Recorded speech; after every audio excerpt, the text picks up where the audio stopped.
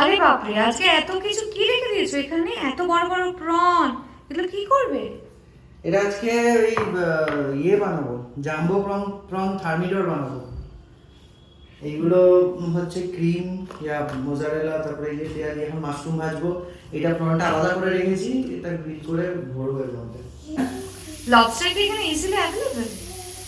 Lobster এখানে easily available নয়, এটা কনসিস্টেন্ট নয় অতটা। কি এখন দিচ্ছ ফিলিং? এইটা মাশরুম দিলাম, একটু স্প্রিং অনিয়ন দিলাম, আর একটু পার্সলে দিলাম। ওকে। বাটার দিয়ে এটাকে এখন একটু সটে করছি। আচ্ছা, তারপরে আমি একটু ক্রিম দেবো।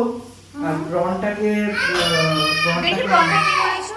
প্রনটা জাস্ট আমি এই চামচ দিয়ে এইখান থেকে জাস্ট এই খোলাগুলো থেকে আমি বের করে রেখেছি, সেপারেট করে রেখেছি। আচ্ছা, দিয়ে ওটাকে একটু অলিভ অয়েল, একটুখানি এই বেজিল লিভস, আর একটু ওই তোমার ব্ল্যাক পেপার, আর একটু হালকা নুন দিয়ে আমি মেখে রেখেছিলাম। এটাকেও আমি ভাজবো। আচ্ছা। তো ইয়ে, আর এটা ক্রিম ক্রিম আর চিজটা খুব ইম্পর্টেন্ট এখানে। ওই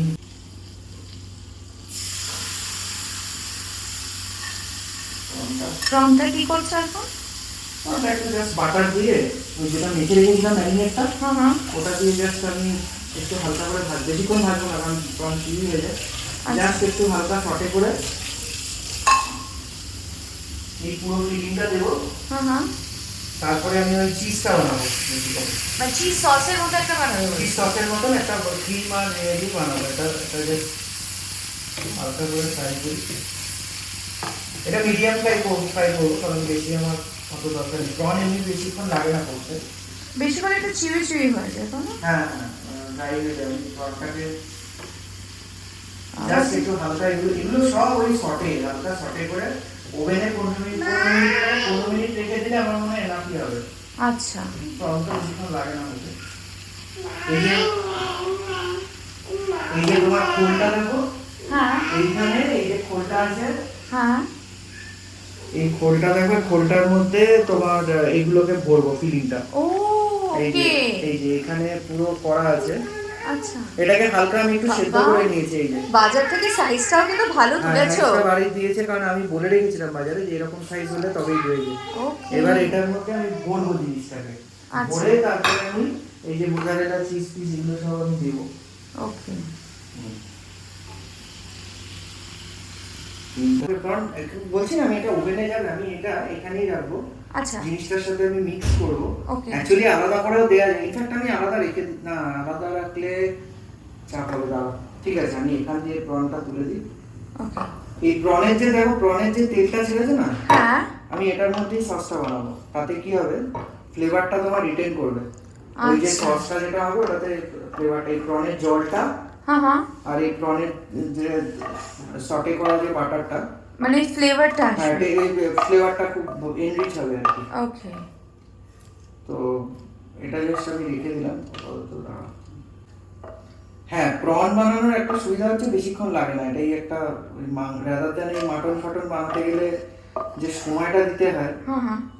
ওটা বড্ড বিরক্তিকর। ওই 2 ঘন্টা 3 ঘন্টা ধরে করা। আমি হ্যাঁ, অবশ্য তোমার অবশ্য অনেক ঝামেলা, তুমি প্রেসার কুকারে দেবে না। না, আমি প্রেসার কুকারে মানে দেয়া পছন্দ করি না, আনলেস আমি খুব তাড়ার মধ্যে আছি, কোথাও একটা যেতে হবে, তখন একটা ব্যাপার আলাদা। কিন্তু আমি নর্মালি মাটন সবসময় মানে 3 ঘন্টা মিনিমাম কষিয়ে করাটাই পছন্দ করি।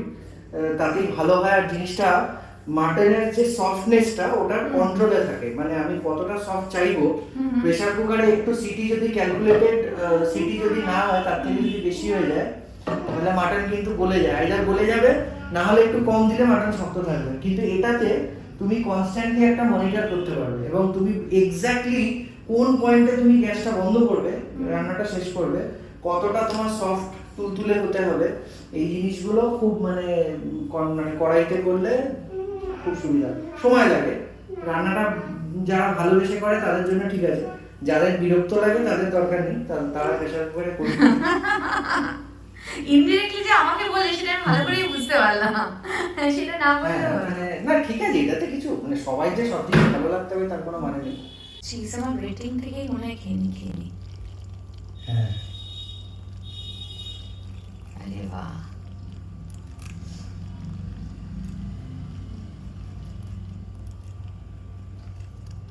এর মধ্যে আমি এই মাশরুমগুলো দেবো। আচ্ছা, চিজ সসটা এমন না যেখানে দেবে সেটাতে হ্যাঁ সেটা ভালো লাগে, ঠিক ঠিক ঠিক। I agree with you. Cheese সসটা যেখানেই দেবে সেখানেই ভালো লাগে অ্যাকচুয়ালি। এটা এই পার্মেসান বা এই চিজগুলো দেয় বেসিক্যালি। ওকে। তো তারপরে অথবা আমি তোমায় বলছি যেটা তোমার ওই ইটালিতে গ্রানা পাঠানো যে চিজটা, হ্যাঁ ওটা কিন্তু মানে সল্টি হয়। হ্যাঁ। ওটা অ্যাকচুয়াল এই ইটালিয়ান পাস্তা যেগুলো করে যারা অরিজিনাল এই পাস্তা, তারপরে তোমার ওই আরে বলো না ওই যে রিসোটো, হ্যাঁ এইগুলোতে যে করে ওখানে কিন্তু ওই গ্রানা ফাটানো দেয়, ফেটুচিনি, তো এইগুলোতে দেয়। এবার ওইটা সল্টি থাকে ওই চিজটাতে, আলাদা করে তোমাকে সল্ট দিতে হয় না, ওটা একটা নিজস্ব ফ্লেভার থাকে ওর। আচ্ছা। এই চিজটা যেমন একটু টেস্টলেস হয়, এই চিজটার জন্য তোমাকে টেস্ট অ্যাড না, এটাতে তোমার নুনটা থাকে না। আচ্ছা, তো সল্টটা আলাদা করে তুমি অ্যাড করতে হবে। হ্যাঁ হ্যাঁ, অনেকে কি করে এর মধ্যে দুধ দেয়। আচ্ছা দুধ দিলে তোমার কনসেন্ট্রেশনটা একটু পাতলা হয়। আচ্ছা। এখানে এই সস এই চিজটা আমার মোজারেলাটার জন্য ভালো লাগে না। বাট হেলদি চিজ না। হেলদি ঠিক আছে, সেটা ব্যাপার না।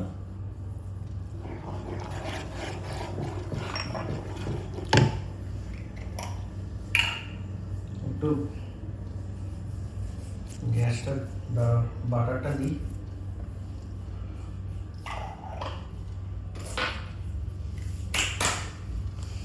আর একটু ক্রিম আমি দিতেই পারি। আচ্ছা এই যে এরকম ভাবে জাস্ট ক্রিমটা দিলাম ইয়ে করার জন্য, পুরো ক্রিমটাই দিয়ে দিলাম ইনফ্যাক্ট। আচ্ছা।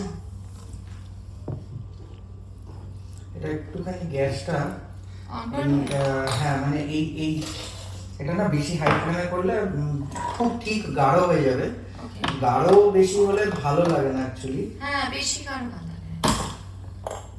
আমি ওই জন্য একদম মিডিয়াম ফ্লেমে করব, আর এটা কনস্ট্যান্টলি এরকম সার্ভ করতে হবে। তাতে তোমার এটা অ্যাকচুয়ালি এখানে একটু ট্যাঙ্গি ভাব দিলেও হয়, মানে একটুখানি লেবু দিলে খুব ভালো লাগে। বাট লেবুটা আমি এখন দেবো না, যখন আমি গ্রিলে বসাবো জিনিসটা তখন আমি দেবো। দেওয়াও যায়, সেটা কোনো বিষয় না, কারণ তোমার cheese lemon it's a very good combination. এবার এটা আমি এগুলো আমি এখানে ঢেলে দিলাম, এই যে। আচ্ছা, সব কিছু মিক্স করে দাও। হ্যাঁ আমি মিক্স করে দেবো, কারণ আমার সুবিধা হবে দিতে, কারণ আলাদা আলাদা আবার করা অনেক ঝামেলা। ওকে।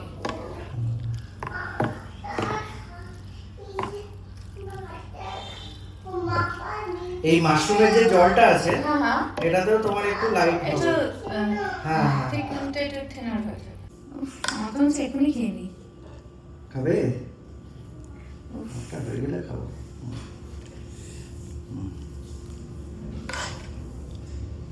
আমরা আজ এই তো সেট মেনুটা দারুণ আমাদের।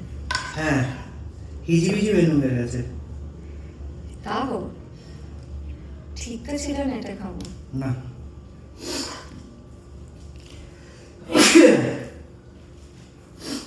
সসটা খুব ভালো হয়েছে টেস্ট। দারুণ এর লাগছে। উপরে আমি একটু গ্রেটেড চিজ গ্রেট করে আর একটু দেবো। আচ্ছা, জিনিসটা খুব cheesy. That's how I like it. একটু চেরি টমেটো দিয়ে দিতে পারি যদি থাকে। চেরি টমেটো কি ছিল না? আমি কয়েকটা কিনেছিলাম। যে টমেটো ছিল তো, বাট লাস্ট দিন আমরা যে খেলাম তাতে ইউজ হয়নি।